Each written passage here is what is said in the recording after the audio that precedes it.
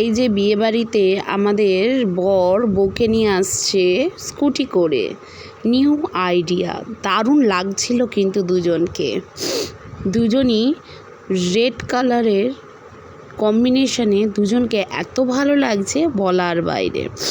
দুজন আসছে, তারপর গাড়ি থেকে নেবে, তারপর আস্তে আস্তে এদের যা নিয়ম আছে, অ্যাকচুয়ালি আমাদের সব ফ্যামিলির সেম একই রকম নিয়ম থাকে না, তো এদের যা নিয়ম আছে সেই নিয়মগুলো পালন হবে। প্রথমেই শুনলাম এরা নাকি আগে উঠোনে যে দুর্গা দালান আছে সেই দুর্গা দালানে প্রণাম করবে। এটা হয় আমার সময়ও হয়েছিল, আগে ঠাকুরকে নমো করে তারপর ঘরে ঢুকতে হয়। তো সেই প্রণাম করছে দুজনে মিলে। ওই যে দুজনে মিলে ক্লিয়ার আসেনি, জুম করতে গেছিলাম কিন্তু মুখটা অত সুন্দর আসছিল না। এখান থেকে করে এবার আস্তে আস্তে বাড়ি ঢুকবে, আস্তে আস্তে করে আসছে, এবার বাড়ি ঢুকবে।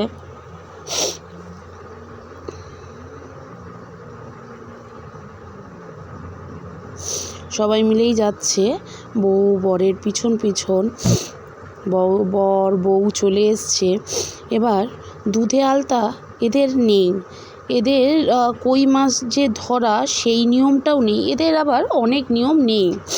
এদের এমনি মাথায় ওই বর ধান ছড়াতে ছড়াতে যাবে আর বউ এক পা দুপা করে এগিয়ে যাবে, এটুকুনি। আমাদের যেমনি ছিল দুধে আলতা পায়ে করে, তার তো এরা এইভাবেই এগিয়ে যাবে। প্রথমেই বললাম এতে দুধে আলতাটা নেই, তো যাই হোক এইভাবে তো বউ এমনি এক পা দুপা করে এগোবে।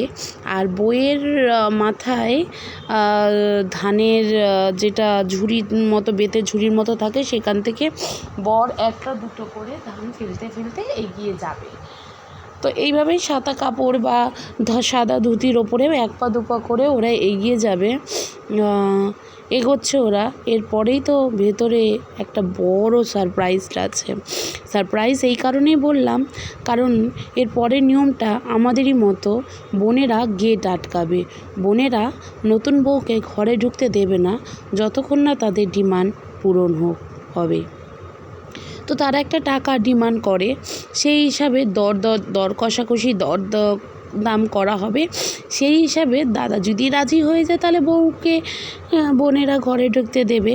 তো যাই হোক, আমাদের কিন্তু বর ভীষণ ভালো, বোনেদের সাথে অত ঝগড়া করেনি আর বউকেও অত কষ্ট দেয়নি।